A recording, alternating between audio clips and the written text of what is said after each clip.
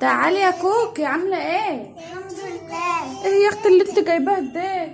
اه ازيك عاملة ايه؟ الحمد لله. ايه اللي انت جايباه ده؟ استني ما اقفل الباب يا اختي عشان دبان. ايه اللي انت جايباه لنا ده؟ امك جايبه كانت في السوق ولا ايه؟ كانت في السوق امبارح. وجايبه لنا ايه حلو؟ جابت لنا قرنبيط ولفت. يا حلاوه، انت جايباهم ليه؟ ما طلعتهمش لامك ليه؟ جايباهم هنا ليه؟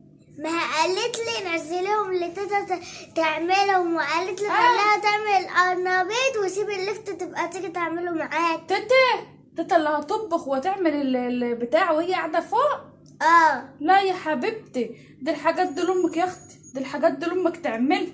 ولا اقول لك انا هاخدهم اعملهم وبكلوا انتوا اي حاجه بقى طالما انتوا ايه. لا يا تيتا، خدي اعمليهم يلا. لا خلاص، خدي اعملي قرنبيط. مش هي جايباهم لي؟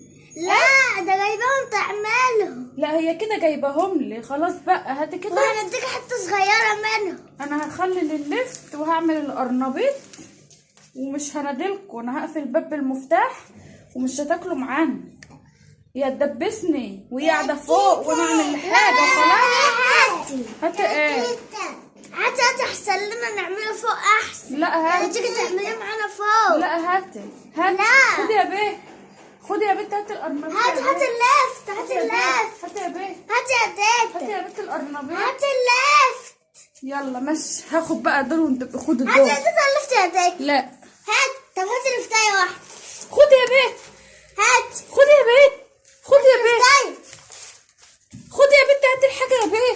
مش هجيب لك حاجة. خدي يا بنت، خدي يا بنت، هاتي القرنبيط.